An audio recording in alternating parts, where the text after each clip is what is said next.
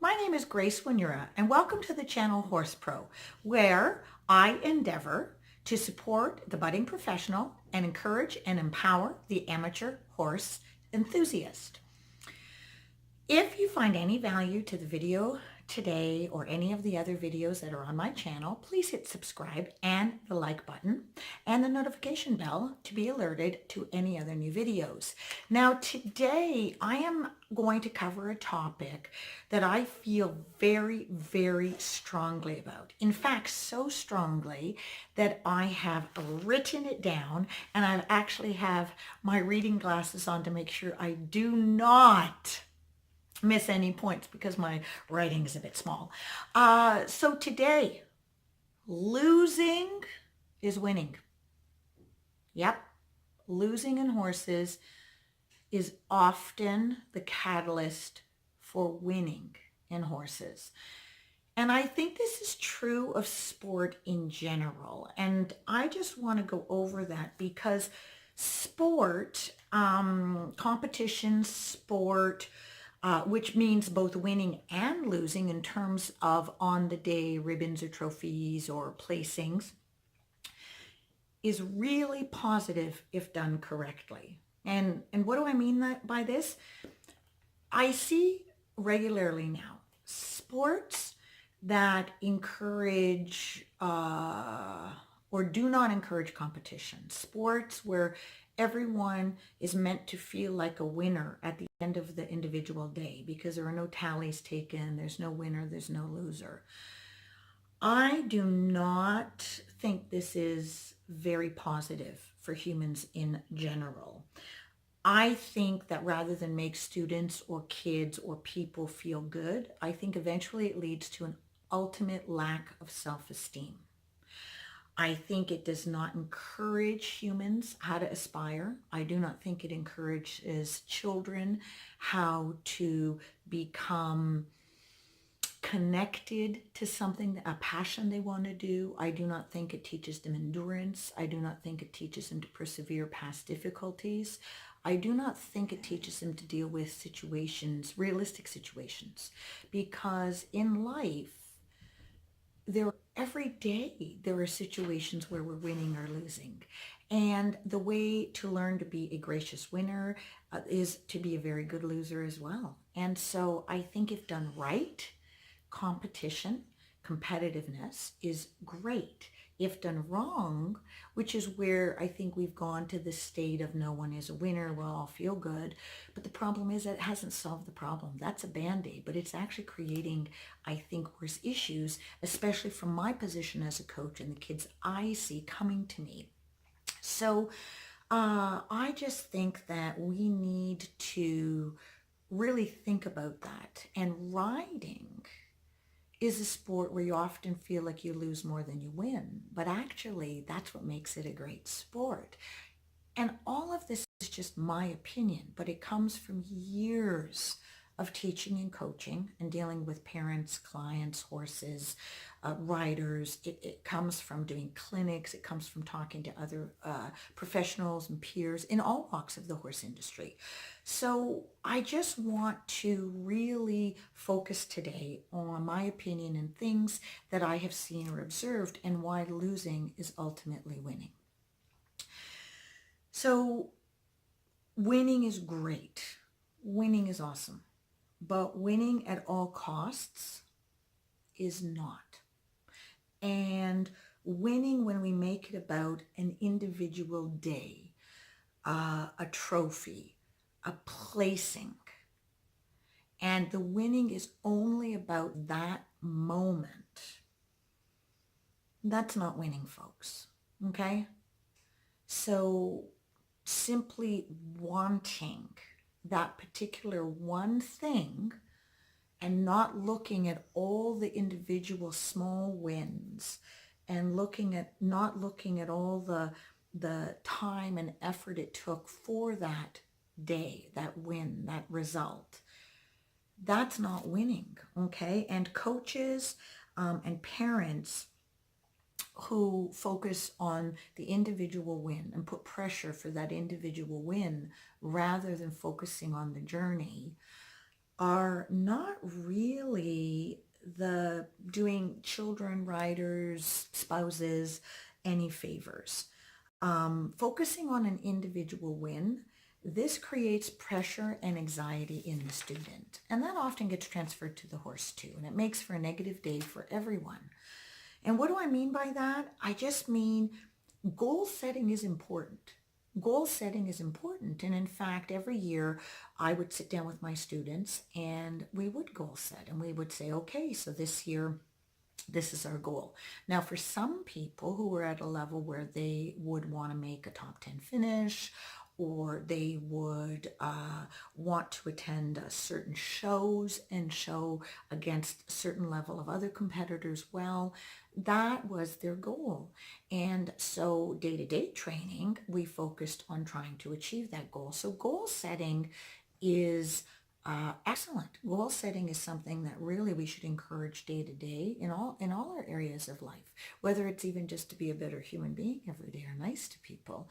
But goal setting is great. That is, and goal setting in terms of saying, I want to win the Olympic gold medal. That's not wrong. Wanting to win the gold medal, knowing that somebody else has to be silver or bronze, that's not wrong. Okay? Goal setting is healthy, but it's the way we go about it that creates a positive or a negative. But we have to understand that when you do achieve your goal, that achieving that goal hasn't made you the winner. The journey and all the days where you have had to pick yourself up in the dust or feel like a failure or cogitate and think about why did you fall off? Why did the horse not go to the end? Why did I not remember my pattern? All those days have led to that win. All those days have made that goal achievable, and that's what has made you the ultimate winner. So focusing on that is really where we need to be at in order to understand that losing creates the ultimate winner.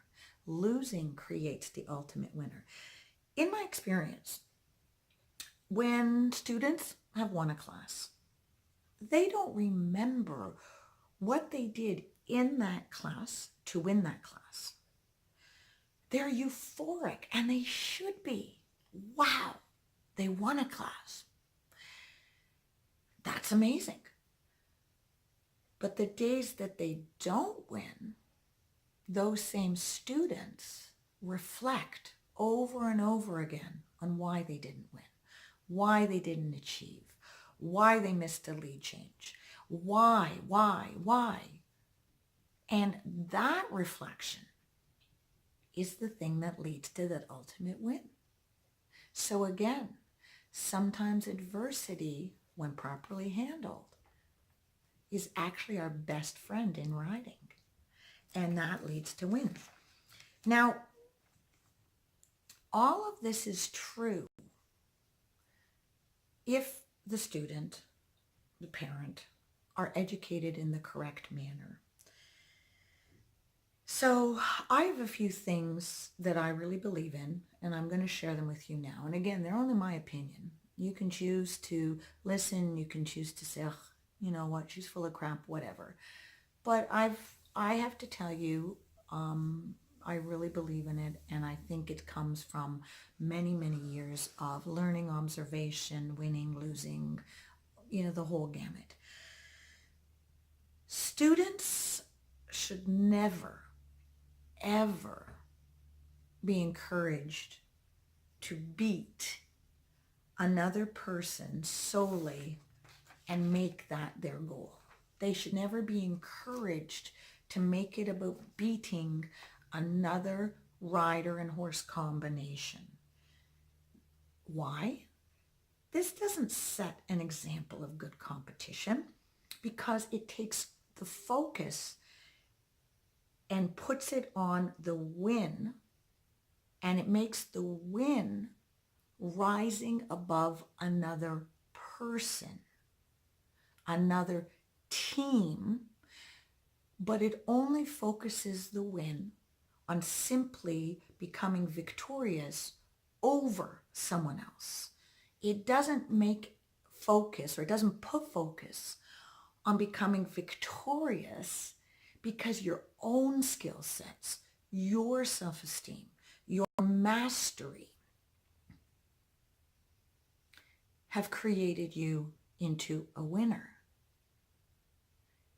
And the hunger to simply be better than another individual, just like in a sport, the hunger to be better or win against another team, in and of itself, it's not negative. Because really, if you're aspiring to win over someone who wins regularly, then that's a goal. And it's a marker for our own achievement. But when it becomes your sole focus, and I've seen it, trainers will say, you go and you cut that person off in the hack because, we need this win. And it creates negativity. That does not create positivity, okay?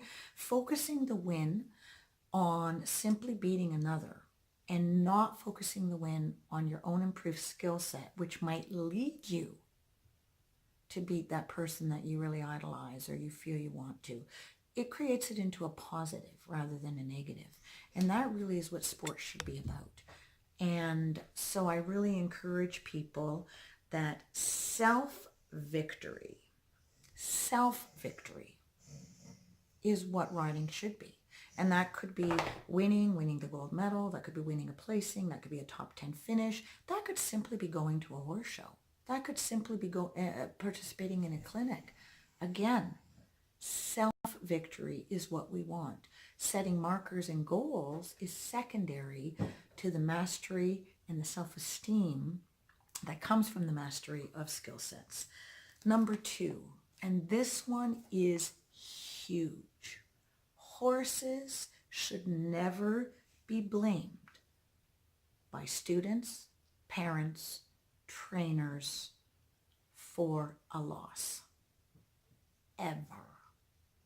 This is unacceptable. Absolutely, unequivocally unacceptable. The horse is only getting ridden, competing, taking part because we put them there. They are trying to please us. They don't wake up in the morning and say, oh, I'm going to put myself on the trailer and go somewhere. And, in their minds, the paddock, the green space, maybe palling with their other horse friends.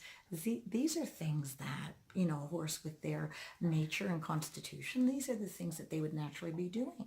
So we're putting them there.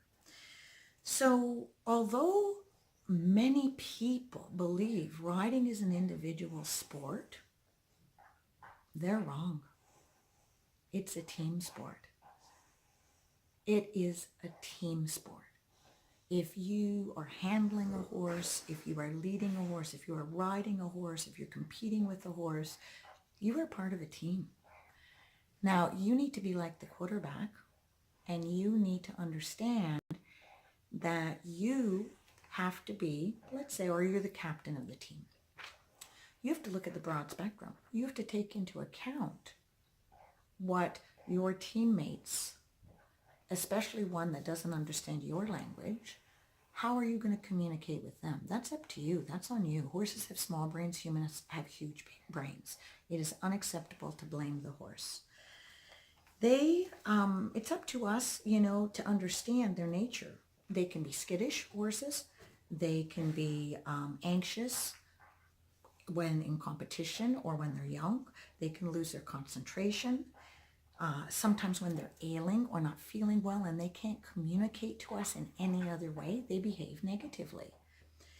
So we humans who have the capacity to look beyond a mistake made by a horse need to learn to investigate and understand why that horse has presented a negative side.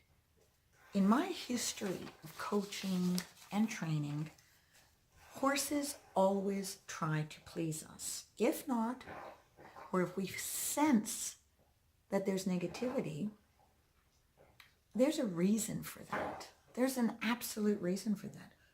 Normally, I have found horses are kinder often than the riders, brave, and certainly horses are more athletic than their human counterparts. They have 4 legs, they can gallop, they can stand up, they can buck, they can rear, they can jump.